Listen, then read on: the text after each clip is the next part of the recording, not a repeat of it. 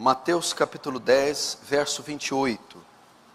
Diz assim a palavra de Deus. Jesus quem está dizendo: não temais os que matam o corpo, e não podem matar a alma.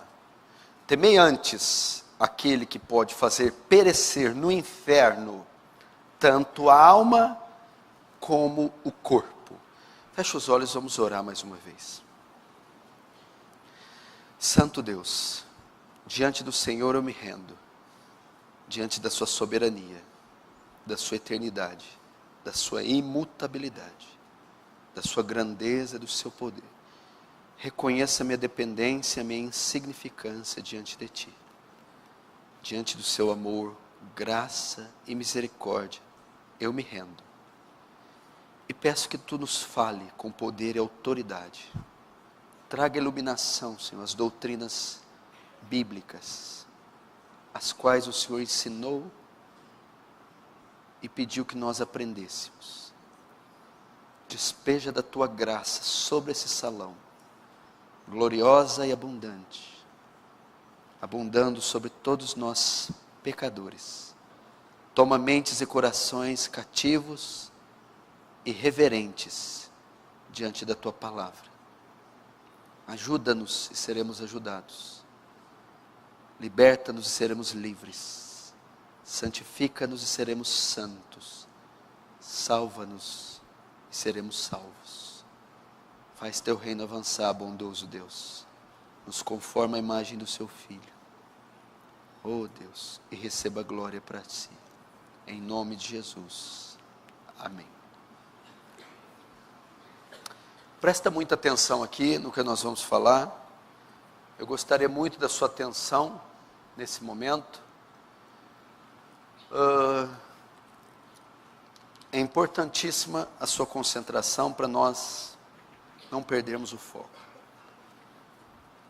Eu vou falar hoje de um assunto que não é muito popular nos púlpitos atuais.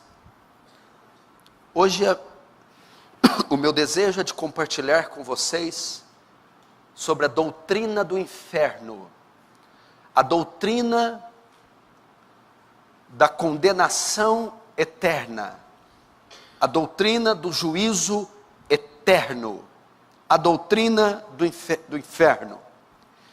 Este aspecto da soteriologia tem sido esquecido dos nossos púlpitos, não tem sido pregado. Esse aspecto da soteriologia, a condenação eterna, tem sido omitido dos púlpitos, conferências, dos livros atuais da igreja contemporânea. Não é um tema popular, não é um tema que conquista a simpatia das pessoas, mas eu quero dizer que ele é tão bíblico, tão doutrinário, como os demais temas da Bíblia. As pessoas deste tempo perderam de vista, perderam a ideia do que elas foram salvas. Os crentes modernos, os crentes de hoje, perderam a ideia, perderam de vista do que Jesus as resgatou, do que Jesus as livrou. A igreja moderna perdeu de vista do que Jesus veio fazer na cruz, porque ele morreu, ressuscitou e do que ele nos salvou. A maioria das pessoas tem uma ideia hoje que Cristo veio salvá-las de uma vida miserável, que Cristo veio salvá-las das enfermidades, que Cristo veio salvá-las da pobreza. É isso que Cristo veio fazer. Foi por isso que Cristo se encarnou. Foi por isso que Cristo morreu. Porque não é da vontade de Deus que ninguém sofra. Não é da vontade de Deus que ninguém tenha uma vida infeliz. Não é a vontade de Deus a pobreza. Então Jesus veio ao mundo para aliviar o sofrimento delas. Então elas vão à igreja, elas se batizam ou supostamente se convertem, tendo em vista isso, que foram livres, que foram salvas do sofrimento. Elas perderam a ideia do que elas foram salvas. Eu quero dizer para você que nós não fomos salvos dessas coisas.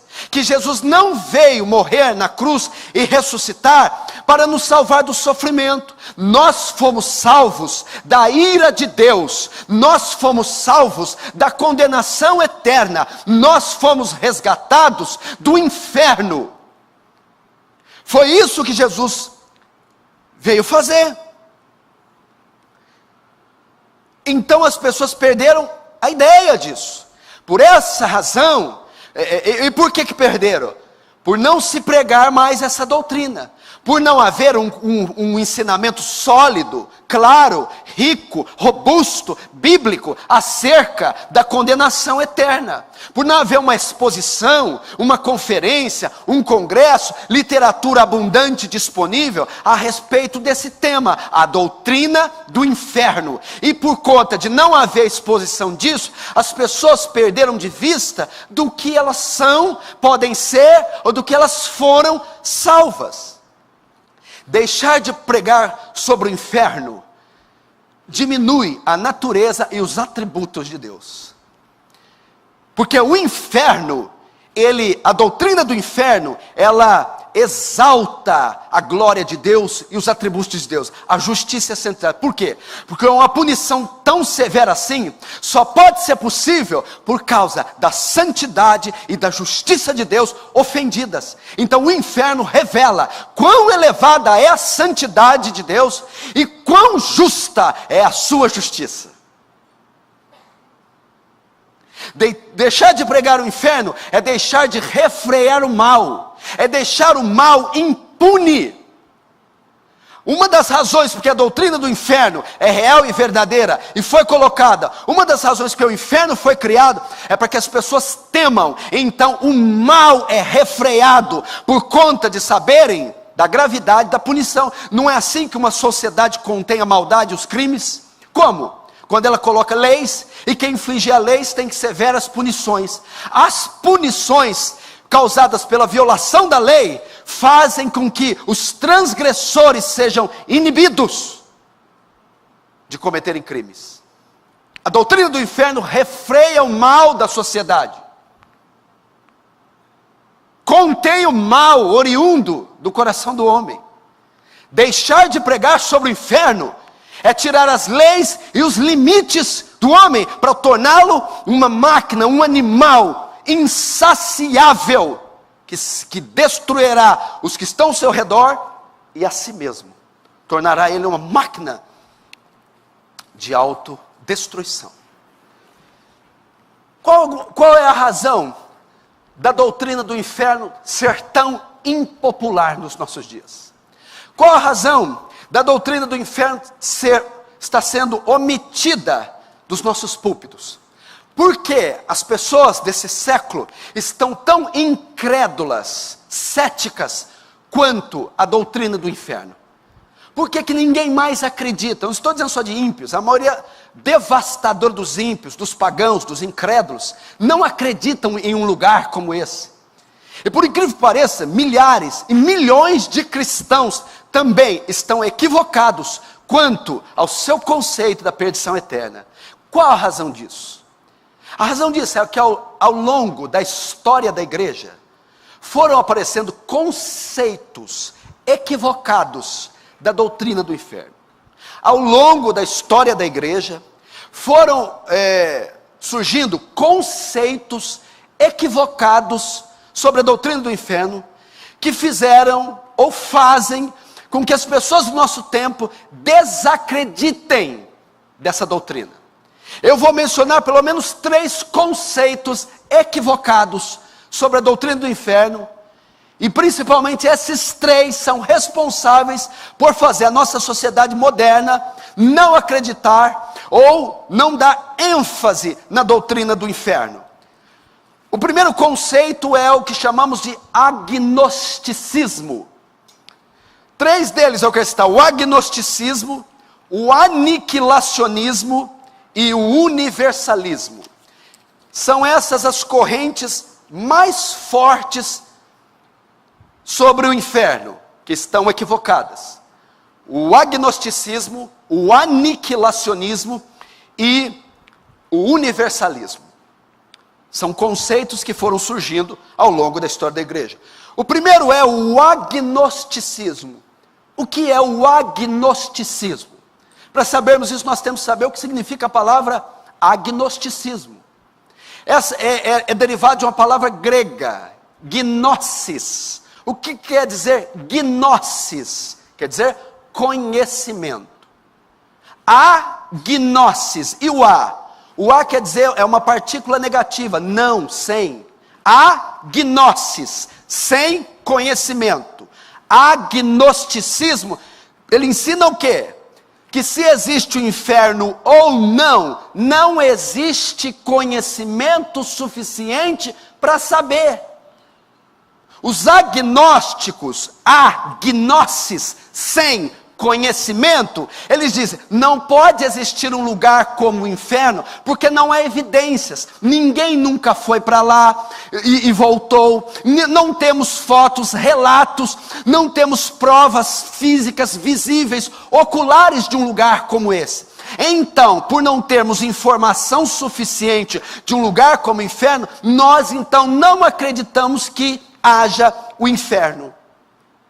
Os agnósticos não acreditam na existência do inferno por razão de crerem que não há evidência suficiente. Os agnósticos não acreditam na Bíblia, evidentemente. A Bíblia para eles não tem valor nenhum. Então a revelação bíblica não é suficiente para os agnósticos.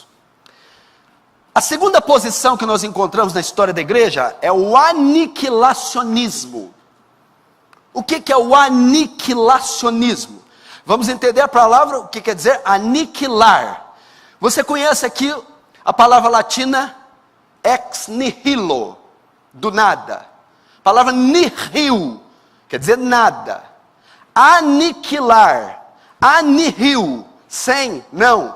Anihilar quer dizer sem nada, reduzir a nada. Aniquilar quer dizer reduzir a nada. Os aniquilacionistas acreditam como? Que a pessoa boa, que crê em Deus, justa, quando ela morre, ela vai para o céu. Mas a pessoa má, injusta, incrédula, quando ela morre, ela não vai para o inferno. Inferno não existe. Eles acreditam em uma punição, mas ela não é eterna. O que Deus faz com os maus? Ele aniquila. Ele reduz a nada. Ele simplesmente faz os maus desaparecerem, tanto o corpo quanto a alma. Simplesmente deixam de existir. São aniquilados. Existem aniquilacionistas hoje? Sim. As testemunhas de Jeová. Eles são aniquilacionistas. Eles não acreditam na doutrina do inferno. Para eles, quem é mau, pecou, Deus simplesmente aniquila. Existe outra grande figura do século 20 e 21, que era aniquilacionista também, John Stott. Por incrível que pareça, o maior exegeta do século era aniquilacionista. E os aniquilacionistas se baseiam em quais textos? Eles entendem que quando a palavra menciona que Deus destruirá os ímpios, isso é aniquilar. Por exemplo, Isaías 1:28. Mas os transgressores e os pecadores serão juntamente destruídos, e os que deixarem o Senhor serão consumidos. Segunda Tessalonicenses 1:9. Os quais por castigo sofrerão eterna destruição. Eles interpretam esses versículos, olha só, está vendo? Os transgressores serão destruídos. E aqui, no outro texto, os quais reservado um castigo de eterna destruição. Mas eles não estão levando em conta a figura de linguagem que o autor está usando. O termo destruição não quer dizer deixar de existir. É usado para diversas coisas. Destruir uma cidade, destruir uma nação. E também ele é usado para enunciar condenação eterna. Então os aniquilacionistas creem que o mal será aniquilado, reduzido a nada. A terceira posição na história da igreja, é a mais famosa, a mais comum, é a que está na moda, é o universalismo. O que quer dizer a palavra universal? Quer dizer católico. O que quer dizer a palavra católico? Ela é uma palavra que vem de duas palavras gregas, kata e olos. Kata quer dizer junto, olos quer dizer todo. Todos juntos. O universalismo crê que no final todos estarão juntos no céu. O que é isso? O universalismo ensina que no final dos tempos, Deus não vai condenar ninguém. Ele vai salvar todas as pessoas. Os justos e os injustos. Os crentes e os incrédulos. Os salvos e os não salvos. A doutrina universalista ensina que no final dos tempos, o Senhor restaurará toda a criação e salvará todo mundo. De onde os universalistas tiram essa ideia? De Atos capítulo 3, 19 e 21. Quando Pedro está dando um discurso, ele vai dizer assim: o qual convém que o céu contenha até os tempos da restauração de tudo. É um verbo grego chamado apocatástase. Quer dizer, a restauração de todas as coisas. Os universalistas acreditam que no final dos tempos, quando Jesus voltar, Ele restaurará toda a criação. E inclusive salvará todos os perdidos. Por causa desse verbo grego que está em Atos 3 e em Efésios 1:9. Segundo o seu beneplácito que puser em Cristo, de fazer convergir nele, na dispensação da plenitude dos tempos, todas as coisas, tanto no céu como na terra. Tudo vai convergir em Cristo no final dos tempos. Os universalistas creem de tal maneira isso, que eles creem que até o diabo será salvo. Até o diabo será perdoado, os demônios serão perdoados, os estupradores, o inferno se abrirá, todos serão salvos. Essa é a doutrina que chamamos universalismo. Então, por causa dessas três posições, o agnosticismo sem conhecimento. Não tem conhecimento de inferno, logo o inferno existe. O aniquilacionismo, Deus é um ser muito bom, não vai deixar ninguém torrando lá toda a eternidade no inferno. Simplesmente aniquila, anihil, reduz a nada. E o terceiro, universalismo. No final, vai passar todo mundo, quem estudou para a prova, quem não estudou, todo mundo vai para o céu, até Satanás, acredite você ou não. Por causa dessas três posições que foram surgindo, e tantas outras, mas eu escolhi apenas essas três, as pessoas então estão confusas, incrédulas e ignorantes quanto à doutrina do inferno.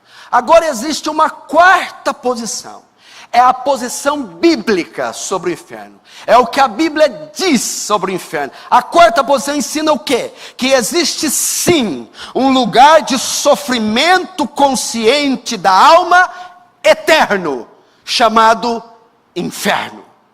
A Bíblia diz que existe sim um lugar de sofrimento consciente da alma e eterno, chamado inferno. A doutrina do inferno, para que você saiba, isso é o que a Bíblia apresenta. A doutrina do inferno, ela não é muito exposta, nem muito clara no Antigo Testamento. É no Novo Testamento que nós vamos ter os nuances e as ideias mais profundas sobre o inferno. Paulo, em suas cartas, faz menção da doutrina. João fala dela em Apocalipse. Mas é Cristo quem propicia o mais amplo estudo e menção sobre a doutrina do inferno. Interessante isso, curioso isso, por incrível que pareça. O Antigo Testamento não é claro quanto ao inferno. Você vai ter clareza dessa doutrina no Novo. Paulo faz citações do inferno, João faz menções, principalmente Apocalipse 20, mas quem proporciona O mais amplo ensino sobre o inferno é o nosso Senhor e nosso Salvador, Jesus Cristo. Ele é quem mais falou do inferno. Foi o nosso Salvador. Por que será que foi dada essa prerrogativa ao Senhor, ao Salvador? Para nos anunciar o terror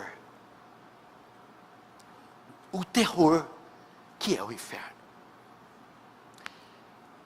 Você pode notar isso em algumas referências que eu vou ler aqui. Jesus é quem mais fala sobre o inferno. Em Mateus 5:22, Jesus diz: quem lhe chamar tolo estará sujeito ao inferno de fogo. Mateus 5:29 e 30, Jesus diz que a punição do inferno será tão severa que seria melhor perder um membro do corpo. Em Mateus 7:19, Jesus diz que a árvore que não produz fruto será cortada e lançada no fogo, uma menção do inferno. Em Mateus 8:12, Jesus diz que quem rejeita o evangelho será lançado nas trevas exteriores, onde haverá choro e ranger de dentes, outra menção sobre o inferno. Em Mateus 13:40, 50, na parábola do joio, da rede, ele diz que no final do mundo serão punidos. Isso é uma menção ao inferno. Marcos 9:42, 48, ele menciona um lugar onde o verme não morre, e nem o fogo se apaga, nem a ferida cicatriza. Uma menção no inferno. Nós temos também na parábola dos talentos, na parábola das bodas, na parábola das ovelhas. Ele diz para aquele que condena, que irão para o fogo eterno. Outra referência ao inferno. O ensino sobre o inferno não pode ser negado, pois é uma doutrina extrema, explicitamente bíblica. Negar a doutrina do inferno é negar a própria palavra de Deus. Jesus ensinou explícita e claramente a doutrina do inferno. E nós, como pastores fiéis, necessitamos ensinar também essa doutrina. Existem 4 palavras bíblicas para inferno. 4 palavras, das quais 3 são gregas e uma hebraica. Ok? Existem 4 palavras para inferno na Bíblia. Uma delas é Sheol, a outra dela é Hades, a outra Geena e a outra Tártaros. Essas 4 palavras são utilizadas para se referir a inferno. No hebraico, no Antigo Testamento, Sheol, e as outras 3 no grego, no Novo Testamento, Hades, Geena e Tártaros. São palavras usadas para se referir ao inferno. A primeira delas é Sheol, usada no Antigo Testamento. Essa palavra era usada para designar o quê? Sepultura, túmulo, mundo dos mortos, ou lugar de sofrimento da alma. Assim se referia a inferno no Antigo Testamento. Temos referências em Jó 13, 17, 13, Salmo 16, 10, Salmo 88, 3, Isaías 38, 18, mencionam Sheol, para sepultura, túmulo, mundo dos mortos e lugar de tormento da alma. A primeira palavra grega que temos é Hades. O Hades é quase que a transliteração grega do hebraico Sheol. O Hades também significa mundo dos mortos, sepultura e inferno. Sheol é o inferno do Antigo Testamento. Hades, o inferno do Novo. Ela é especialmente usada em Lucas 16, na parábola do rico e Lázaro. Se lembram? O mendigo Lázaro morre cheio de chagas e vai para o céu, para o paraíso, para o seio de Abraão. O rico morre e vai para o Hades. Hades é a palavra usada para designar inferno, lugar de tormento. Temos a outra palavra também usada, Tártaro, ou Tártaros. Ela é mencionada uma vez só na Bíblia. Ela está na segunda carta de Pedro, capítulo 2, verso 4. O que é o Tártaros? É um lugar designado para demônios. São cadeias eternas, onde estão aprisionados neste instante demônios para o dia do julgamento. Todos os demônios estão aqui na terra? Não. Lembra a rebelião que teve no céu? Satanás, Lúcifer. O dragão com a sua cauda levou um terço das estrelas do céu. O dragão é Satanás, um terço das estrelas é um terço dos anjos. Houve a rebelião e esses anjos foram lançados na terra. Mas foram todos que estão aqui? Não. Alguns anjos caídos, demônios, estão aqui. Existem outros que estão presos em abismos, em cadeias, esperando o dia do juízo, para serem julgados e condenados. Aonde estão esses demônios? No Tártaros, também usado para inferno. Está lá em 2 Pedro 2,4. E o termo que eu quero entrar aqui hoje é o quarto, é o Guiena. O que é o Guiena? O que é o Guiena? Essa palavra Guiena grega vem do hebraico Guerrinon, vale de Rinom. O Guiena é o lago de fogo que está em Apocalipse 20. Não é nem o Sheol, nem o Hades, nem o Tártaro. É o lugar onde os três, Sheol, Hades, Tártaro, o ímpio, falso profeta, a besta, tudo que não presta, será lançado junto no Guiena, no lago de fogo, de Apocalipse 20, depois do julgamento, que o martelo for batido, a sentença for dada, vão ser lançados todos no lago de fogo, que arde como enxofre. E é sobre o Guiena que eu quero falar com você, para você entender um pouco. Primeiro,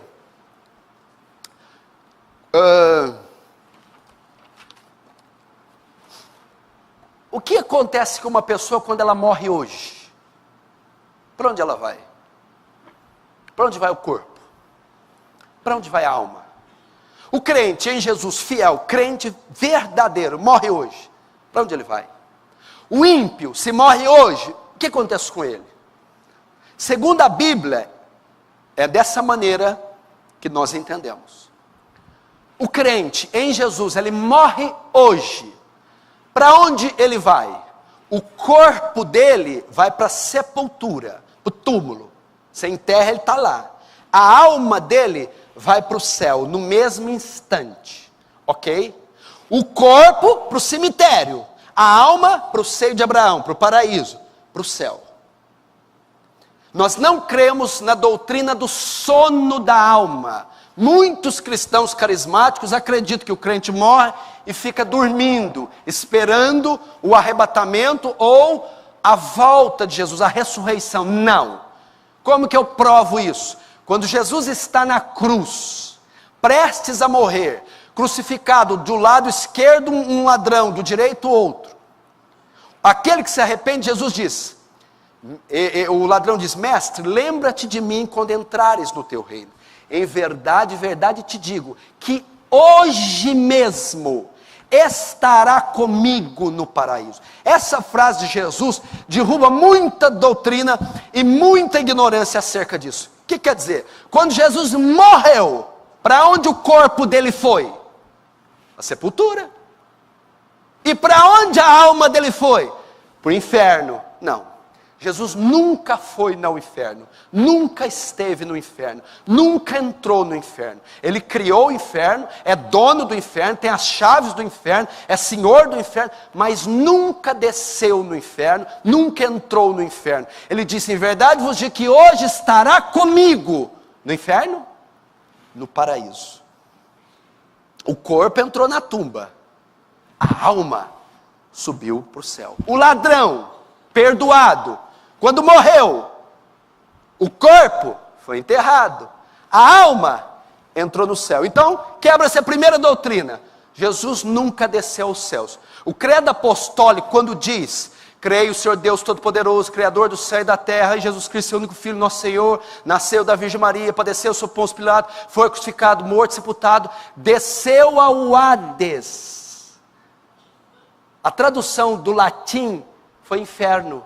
Mas ele desceu à sepultura. Jesus foi enterrado. É isso que o credo apostólico diz. Jesus foi enterrado, morreu, entrou no sepultura. Não quer dizer que Jesus desceu no Hades, inferno. Então o corpo foi na sepultura, a alma entrou no céu. Jesus nunca entrou no inferno. Segundo, a doutrina do sono da alma. Quando morre em Cristo, fica dormindo. Ou que morre também em pecado, fica dormindo, esperando. Haja sono. Imagina quanto tempo que Adão está dormindo.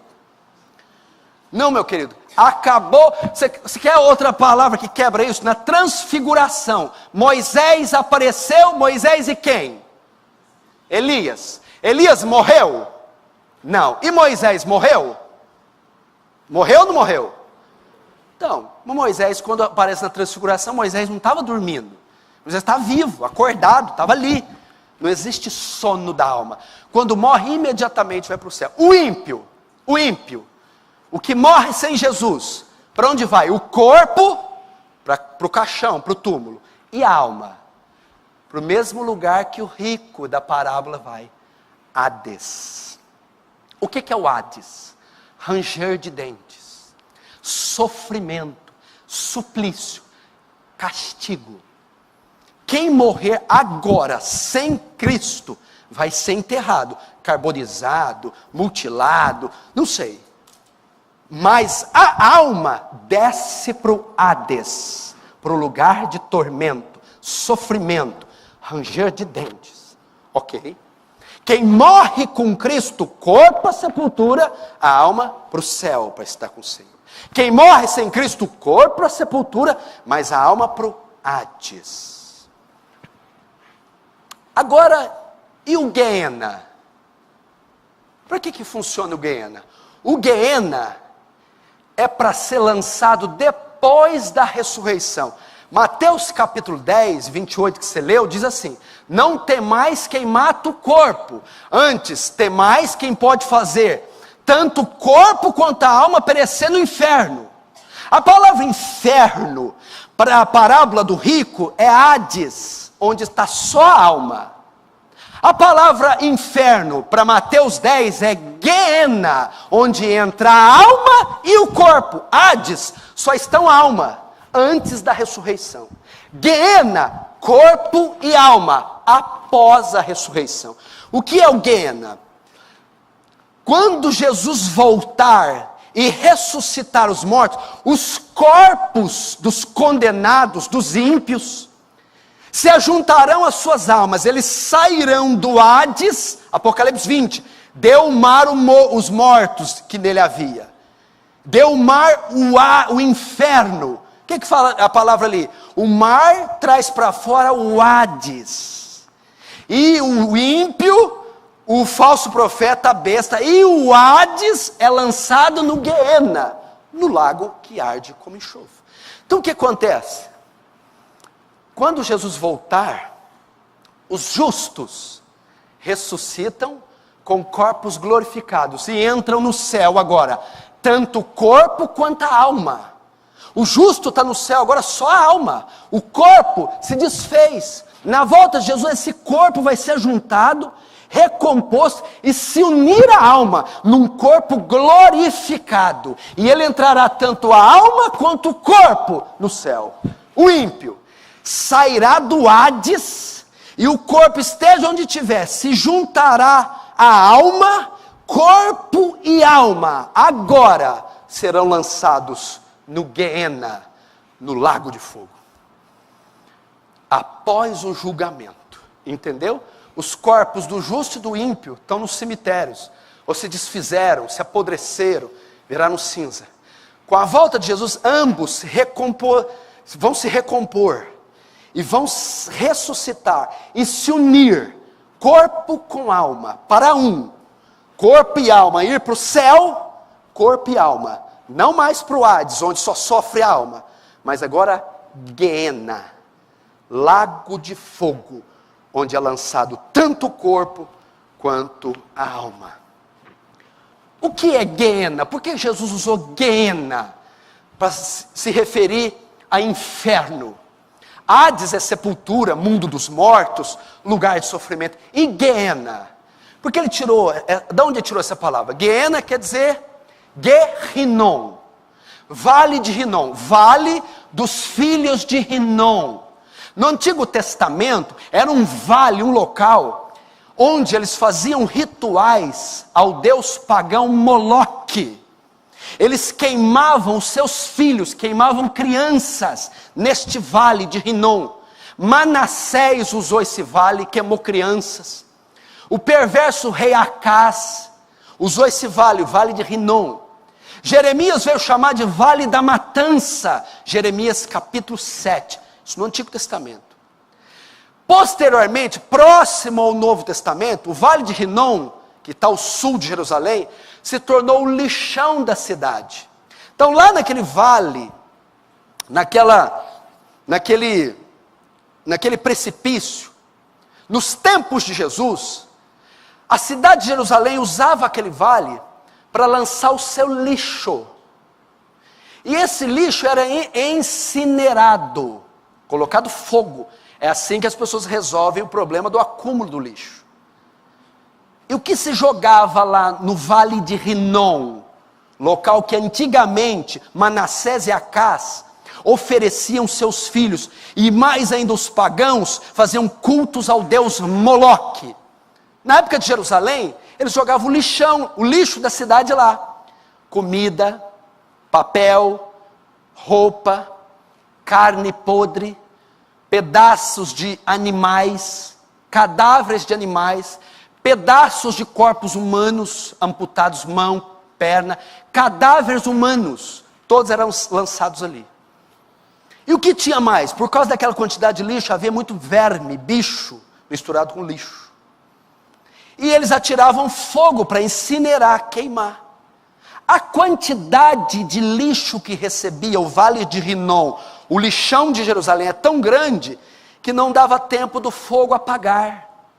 Por isso que o fogo nunca apagava, ficava queimando constantemente. Então Jesus, quando foi falar do inferno, do lago de fogo, ele falou para os judeus: dá uma olhada ali no vale de Rinom. O inferno é semelhante a ele, onde o fogo jamais se apagará, onde o lixo da humanidade será jogado, pecadores, estupradores, assassinos, bandidos, onde a carne estará em contínua decomposição, vermes comendo, e um fogo que jamais se apagará. É por isso que ele usou vale de Rinom, lugar de matança, lugar de juízo, onde o lixo é jogado.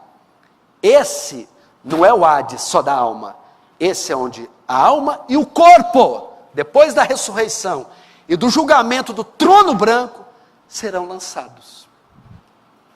Por isso que Jesus usou Rinom. Só um parênteses aqui, a gente volta.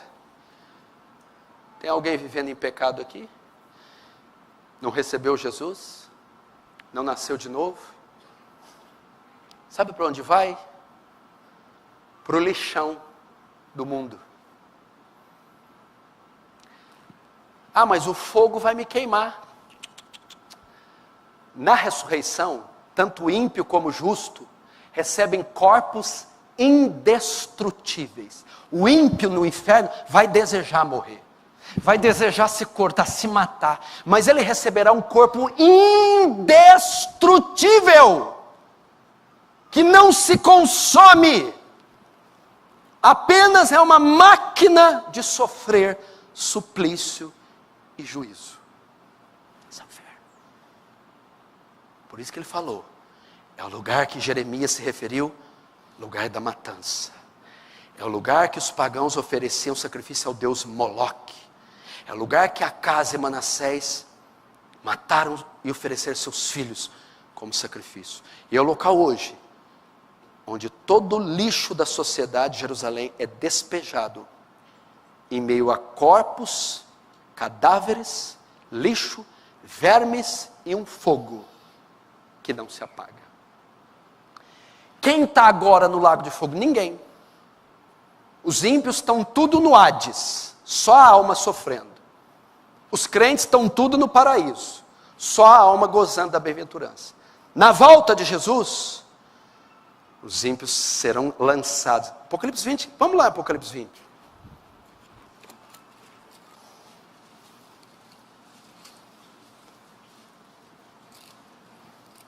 Apocalipse 20, verso 10. Olha isso aqui. O diabo, o sedutor deles, foi lançado para dentro do lago de fogo e enxofre, que é o Guiena, que não é Hades, aqui é Guiena, onde já se encontram não só a besta, como também o falso profeta, e serão atormentados de dia e de noite, pelos séculos dos séculos. Agora olha aqui, o verso 13, Apocalipse 20, 13. Deu o mar os mortos que nele estavam, a morte e o além entregaram os mortos que nela viviam, e foram julgados, um por um, segundo suas obras. Então, olha só, então a morte e o Hades foram lançados para dentro do lago de fogo, para o Guiena. Então esta é a segunda morte, o lago de fogo. E se alguém não foi achado escrito no livro da vida, esse foi lançado para dentro do Guiena. Então notem, o Hades que estão as almas ímpias hoje, no dia do julgamento, juntamente com as almas, será lançado no Guiena, no lago de fogo. O mar vai dar os mortos, ressuscitarão Stalin, Hitler, Mussolini, todos os bandidos, fascínoros, incrédulos, ateus, desviados, perdidos, serão vomitados. O Hades trará a eles a vida, à tona, e eles serão lançados junto com os corpos no inferno. Vamos agora ver algumas características do inferno.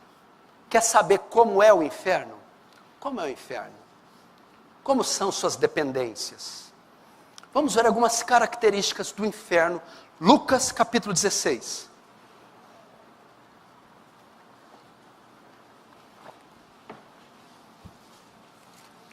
Lucas 16.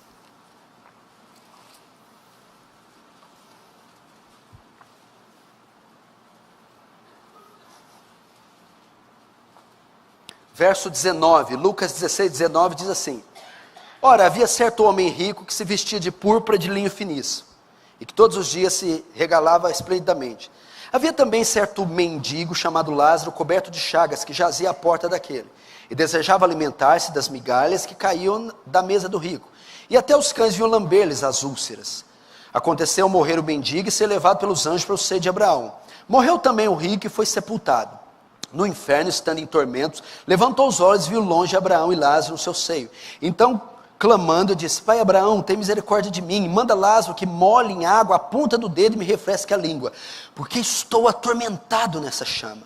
Disse, porém, Abraão: Filho, lembra-te que recebeste os teus bens em vida, e Lázaro igualmente os males. Agora, pois, aqui ele está consolado e tu em tormentos. Além de tudo, está posto um grande abismo entre nós e vós, de sorte que os que querem passar daqui para vós outros não podem, nem os de lá passar para nós. Então replicou: Pai, te imploro que manda minha casa paterna. Até aí. Presta atenção, olhe para mim. É uma parábola que Jesus contou de dois homens morrendo, Lázaro e o rico. Lázaro, o mendigo, morre e vai para o céu, o rico morre e vai para o inferno. E aqui Cristo dá umas características do inferno. Aqui a palavra usada para o inferno é Hades, mas é o mesmo conceito que vai haver no Guiena, só vai mudar que ele vai receber um corpo. Vamos ver algumas características do inferno. Primeiro, verso 23. No inferno estando em tormentos. Primeiro, você tem que entender que há conceitos que acham que o inferno é um lugar para estar isolado. Apenas isso. O inferno, a punição do ímpio, vem em forma de sofrimento. O inferno não é só um lugar de isolamento, de exclusão, não é só aniquilação, é um lugar para o ímpio sofrer, sofrimento. Notem que ele usa o termo ainda no plural, sofrimentos, uma bateria de juízos, uma bateria de punições, juízos. O inferno é um lugar de sofrimento. Veja só Apocalipse 20, 10. E o diabo que os enganava foi lançado no lago de fogo e enxofre, onde então a besta e o falso profeta de dia e de noite serão atormentados. atormentados. Ninguém vai no inferno para passear, beber um suco. Eles serão de dia e de noite atormentados. Lugar de tormentos. Quando usa lago de fogo, enxofre, você pergunta, pastor, é fogo literal no inferno? É fogo que risca com fósforo e isqueiro? Eu não sei ao certo se é assim, mas a ideia de fogo, enxofre, o enxofre é um componente químico do ácido. É para dar ideia de dor, queimação, queimadura, tormento, aflição, fogo. O inferno é um lugar de sofrimento. Mateus 25, 41, 46. Então meu Pai dirá também aos que estiverem à sua esquerda: apartai-vos de mim, malditos, e estes irão para o tormento eterno. Primeira característica do inferno: lugar de sofrimento. E qual é o nível do sofrimento, querido? A punição no inferno será tão severa. Olha os termos que Jesus usa para nos prevenir do inferno. Mateus 18, 6. Mas qualquer que escandalizar um destes pequeninos que crê em mim, melhor lhe fora que pendurasse ao pescoço uma pedra e submergisse a profundeza do mar. Jesus está dizendo, é melhor que vocês morressem, é melhor morrer afogado, é melhor ficar pendurado dentro do mar por uma pedra, do que ir para o lugar que eu os enviarei. Jesus está dizendo, é tão terrível, a punição é tão severa, que seria melhor o suicídio, seria melhor a extinção, a morte. Mateus 5, 29. Portanto, se teu olho ou mão direita te escandalizar, corta, arranca, atira para longe de ti, pois é melhor que se perca um dos teus membros, que todo o corpo seja lançado no inferno. Jesus está dizendo de algo ruim, difícil, amputação. É melhor que você ampute um membro, sofra um acidente, é melhor que você, do que ir para o inferno. Jesus está dizendo que a punição é tão severa, tão inimaginável, que ele compara morte, suicídio, amputação, coisas terríveis, como pequenas, perto do que vai vir. O inferno é algo de punição severa. Severa, meu irmão. Está divertindo, é melhor que você fosse picoteado, cego, paralítico, do que entrar nesse local. Segunda característica do inferno, é uma das mais terríveis. 24. Então, clamando, disse: Pai Abraão, tem misericórdia de mim, e manda Lázaro que molhe em água a ponta do dedo e me refresque a língua. Aí o que Jesus responde na parábola? Não tem jeito, não pode. A ideia é que é o quê? Ele está sendo tão atormentado pelas chamas, que ele está pedindo que molhe a ponta do dedo na água e põe na ponta da língua. O sofrimento é tão intenso, a sede é para tipificar as chamas tão quentes, flagelando tanto que ele queria uma gota de água na ponta da língua. O que eu aprendo? Segunda característica do inferno: a ausência total do alívio da dor. Não haverá alívio para a dor. Não haverá alívio para a dor. Veja só, quando você quebra um fêmur, faz uma cesariana, extrai um dente, tem uma cólica renal, uma queimadura, uma fratura, um capotamento, e você é submetido a dores agonizantes, que você passa noites sem dormir, antibiótico, anti-inflamatório, morfina, a sua mente está condicionada, vai passar, o osso vai colar, vai cicatrizar, logo começa o efeito do remédio, 10 dias, 15, até 20, pode durar 30, passou. No inferno, não haverá um segundo sequer, onde vocês terão alívio da dor. Não há uma gota de água para refrescar a língua. Veja só que coisa terrível. Apocalipse 14, 10, 11, olha. Também este beberá do vinho da ira de Deus, que se deitou sem mistura no cálice da sua ira, e será atormentado com fogo e enxofre, diante dos santos anjos, diante do Cordeiro. Olha essa frase: e não tem repouso, nem de dia e nem de noite, os que adoram a besta e a sua imagem, aquele que recebe o seu sinal. Não tem repouso, nem de dia, nem de noite. Primeira característica do inferno: sofrimento inimaginável. Segundo, ausência do alívio. Não haverá alívio para a dor. Terceiro, verso 25: lembra-te, porém, Abraão, disse, porém, Abraão, filho, lembra-te que recebeste teus bens em vida, e Lázaro igualmente os males. Agora, pois, aqui ele está consolado e tu em tormentos. Terceiro, lembra-te. Lembra-te. Lembra-te. Onde está o rico? No inferno. Aí Abraão fala para ele: lembra-te, a memória não será tirada no inferno. É um estado de sofrimento consciente da alma. Se estiver alguém aqui essa noite que vai para o inferno, vai se lembrar deste culto. A memória não será tirada. A consciência não será. Você vai lembrar da mãe, do pai, dos tios, dos cultos, da palavra, da cruz, do evangelho, dos cultos que você fechou o coração, dos seus pecados, das oportunidades que você rejeitou, do chamado que você não ouviu. A memória é uma das piores consequências do inferno. É a mente ficar comichando. Não será tirada as lembranças de toda a vida terrena. Não será tirada. Estado de sofrimento consciente. Consciente da alma. Quarta consequência. Veja só. Verso 26, e além de tudo está posto um grande abismo entre nós e vós, de sorte que os que querem passar daqui para vós outros não podem, nem os de lá passar para cá. Quarto, um grande abismo. Ninguém daí, rico, pode passar daí para cá. Há um abismo entre céu e inferno. O que é isso? É um dos piores castigos para o condenado. Ele estará apartado para todo sempre da presença favorável de Deus. Ele nunca mais verá a Deus, ouvirá a Deus, estará em sua presença.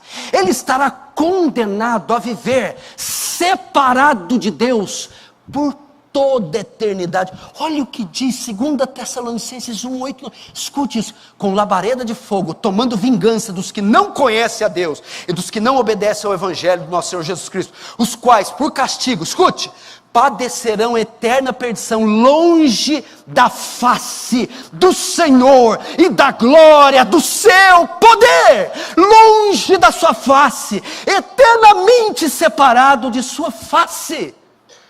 E rico, tem um abismo entre você e nós. Ninguém daí nunca mais entrará aqui, nunca mais passará para cá. Olha esse texto que forte, Lucas 3:27. E ele vos dirá no julgamento, Jesus: em verdade vos digo que não vos conheço, nem sei de onde vós sois. Apartai-vos de mim, saiam, apartem-se de mim, separem-se de mim. Para onde? Vós todos que praticai a iniquidade, ali então haverá choro e ranger de dentes. Outra tradução: e serão lançados no lago que arde como enxofre. Veja só, no julgamento os ímpios ouvirão da boca do Salvador: eu não vos conheço, não sei quem sois, apartem-se, separem-se de mim, saiam da minha presença. Quinto, o 26 ainda: de sorte que os que querem passar daqui para vós outros não podem, nem os de lá para nós. Olha, ninguém do céu pode ir para aí, e nem de lá para cá. Quinta consequência: o inferno não tem saída. Não há saída, não há um túnel para você escapar, não há porta para se abrir, uma chave, não há um meio, não há um lugar para se colocar a cabeça, como Apocalipse 6, quando a ira do Cordeiro vir, os homens gritarão, montes e outeiros caem sobre nós, pois quem pode suster-vos diante da ira do Cordeiro, pois ela é chegada. Vão desejar se esconder, saltar muros, entrar em túneis, fugir. Não há túnel, não há porta, não há muro, não há saída. Só há a porta de entrada. Agora a pior consequência do inferno. Porque ele é a soma de todos os outros. Qual é? Ele é eterno. Um lugar sem saída, eterno. Longe da face de Deus, eternos. Sofrimento, eterno. Sofrimento inimaginável, eterno. Ausência do alívio, da dor, eternos. Eternos. Qual a ideia de eterno? Sem fim. Pelos séculos dos séculos, eterno. Mateus 25, 46, olha só. Irão estes para o tormento eterno, mas os justos para a vida eterna. Daniel 12, 2. Muitos que dormem no pó ressuscitarão, uns para a vida eterna, e outros para a vergonha eternos. Mateus 25, 41. Então dirá também os que estiverem à sua esquerda, apartai-vos de mim, maldito, para o fogo eterno. Apocalipse 14, 10, 11. Também este beberá do vinho da ira de Deus, que se deitou sem mistura no cálice da sua ira, e será atormentado com fogo e enxofre, diante dos santos anjos e diante do Cordeiro, e a fumaça do seu tormento sobe para todo sempre. Eterno. O inferno é eterno.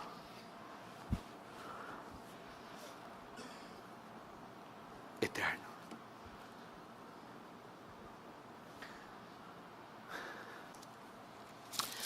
Agora existe uma coisa ainda: graus de punição no inferno. Graus de punição do inferno. Como assim?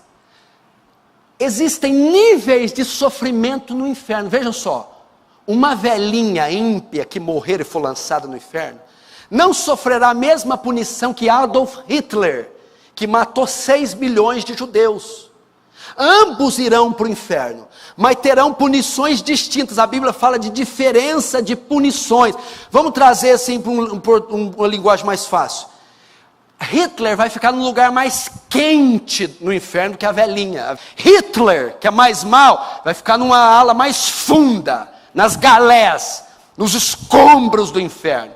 Então a Bíblia fala de categorias, graus de punição no inferno. Onde está isso? Olha só. Lucas 12, 47, não precisa abrir, eu vou ler rápido. Aquele servo, porém, que não conheceu a vontade de seu senhor, e não se aprontou, nem fez segundo a sua vontade, será punido com muitos açoites, ok? Aquele, porém, que não soube sua vontade do seu senhor, e fez coisas dignas de reprovação, levará poucos açoites, porque ao que muito foi dado, muito será cobrado. Entendeu? O que está dizendo? No inferno as pessoas serão punidas à luz do conhecimento que possuíam. Então os incrédulos, os ignorantes, aqui já dá margem para mostrar que a ignorância não salva ninguém. O índio da tribo, as pessoas menos esclarecidas, com menos luz, com menos conhecimento, que tiveram menos depravadas, que cometeram menos delitos ou delitos menos graves, irão ser condenadas, mas sofrerão a punição menos severa, menos açoites. Não sei como vai ser isso.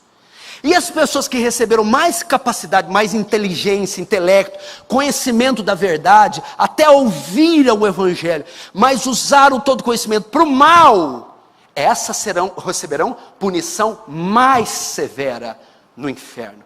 Então, como se fosse, vamos dizer, numa prisão. Alguns ficarão numa prisão com alguma regalia, nas dependências centrais do presídio, e outros ficarão nas catacumbas dos presídios. Segurança máxima, com menos regalia, com mais sofrimento.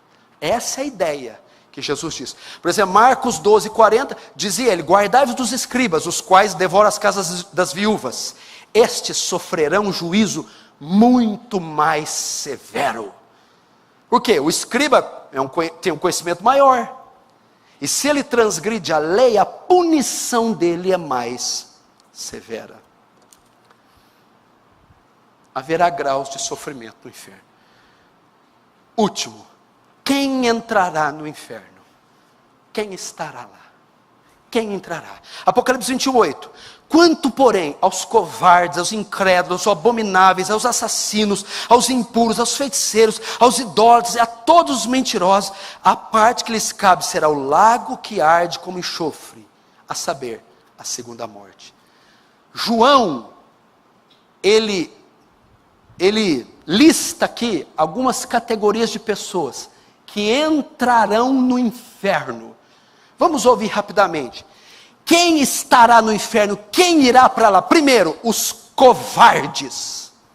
Quem são os covardes? São simpatizantes da igreja e da fé, que nunca se decidem por Cristo, pois tem medo das consequências. É aquele que nunca se batiza, nunca se decide, nunca professa a sua fé, nunca se converte. O covarde ou tímidos. Segundo, incrédulos.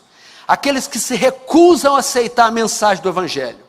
Recusam-se a crer em um único Deus, em um único caminho, que é Jesus. Os incrédulos. Segundo, os abomináveis. Terceiro, quem são esses? Os que vivem uma vida absolutamente oposta aos mandamentos. Estes estão saturados pelo mundo, cometem toda sorte de abominação. Pedofilia, assassinato, coisa hedionda.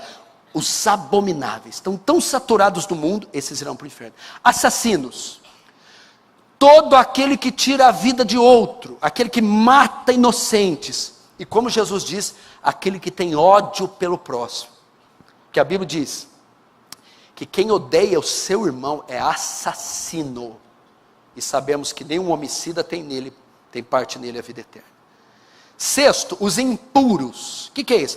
Qualquer impureza de ordem sexual, prostituição, orgias, os impuros, todos esses envolvidos nesses tipos de pecados, irão para o inferno.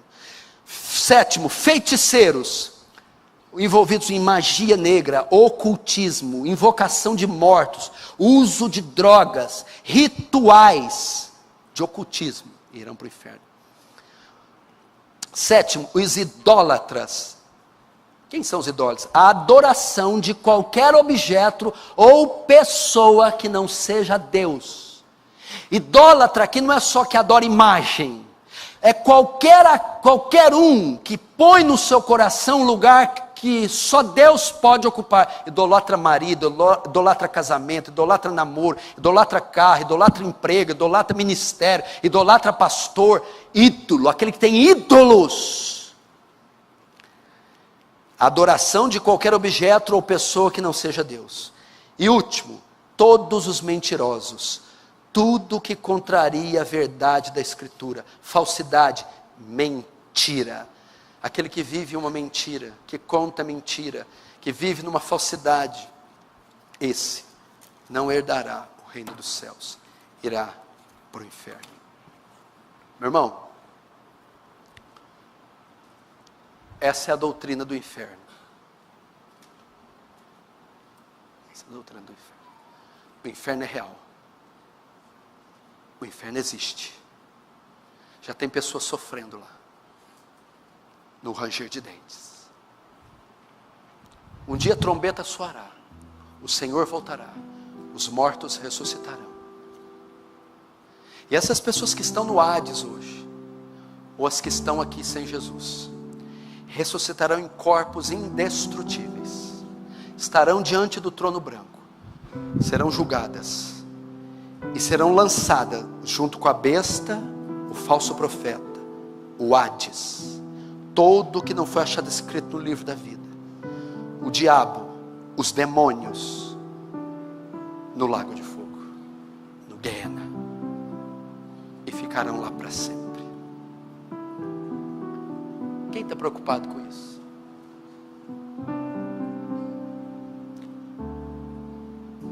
Quem está preocupado com isso? Jesus fala assim, ó: louco! Amanhã pedirão a tua alma. O que tens preparado? Para quem será? Jesus está dizendo, você pode morrer agora. Como vai estar a tua vida?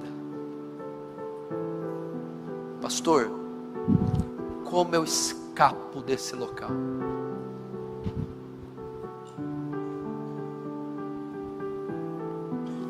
Oh, meu irmão, só uma maneira de você não ir para o inferno é através de Cristo, é se arrependendo dos seus pecados, convertendo-se ao Evangelho, convertendo-se a Cristo.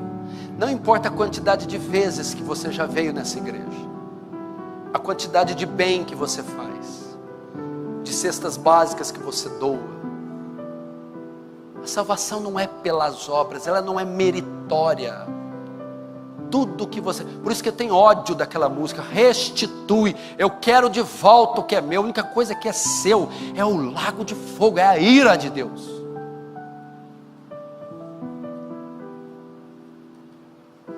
A única maneira de você ser salvo é se arrependendo dos pecados e confiando na cruz de Cristo, é tendo uma nova vida, é abandonando as práticas, a mentira, é abandonando o pecado e o Deus desse século, é abandonando os ídolos, é voltando as costas para o pecado e se voltando para o Senhor. É crer, meu irmão, que Cristo é a sua justiça, que Ele morreu como um sacrifício substitutivo em seu lugar, que Ele levou sobre Ele e sobre o madeiro os seus pecados, que Ele pagou pelos seus pecados, sofrendo a santa, violenta ira de Deus, satisfazendo assim a justiça divina. Se você não se arrepender, se você não crer, se você não nascer de novo, tudo que te espera é este lugar. Ele está reservado para o ímpio, para aquele que rejeitou a mensagem do Evangelho. Mas essa noite eu convido você e todos que me veem, olhe para Cristo, olhai para mim vós e todos os termos da terra, e sereis salvos. Olharam para Ele e foram iluminados, e os seus rostos não foram confundidos. Eu, quando for levantado, todos atrairei a mim. Meu irmão, olhe para Jesus, Ele vai atrair. Assim como Moisés ergueu a serpente no deserto, assim importa que o Filho do Homem seja levantado. É Cristo. Você tem algum parente? Leve Cristo a Ele. Essa aqui é uma das principais razões de nós evangelizarmos. Eu não tenho motivação nenhuma para evangelizar. Agora você tem. É desse lugar que você vai salvar sua mãe, é desse lugar que você vai salvar teus filhos, é desse lugar que você vai salvar seu pai, é desse lugar que você vai salvar seu marido. Essa é a maior motivação para evangelizar, resgatá-los, salvá-los da ira vindoura. E eu quero convidar você. Tem pessoas aqui que são simpatizantes do Evangelho, outros aqui são apenas religiosos, como os escribas versados. Maior condenação haverá para você, tanto sermão ouvido, tanto livro lido, tanta mensagem, tanto vídeo. E Jesus diz que maior castigo vai ser dado, porque o que muito foi dado, muito será cobrado. Será possível que você precisa ir para o inferno? Será possível que você não pode recebê-lo hoje? Meu irmão, eu não tenho prazer na morte do que morre, diz o Senhor. Meu irmão, você não precisa ir ao inferno. Você pode se converter hoje, olhando para a cruz, não para as suas obras, olhando para o sangue de Jesus derramado, para o amor de Deus expresso naquela cruz. Se você é essa pessoa, feche os olhos, curva a sua cabeça.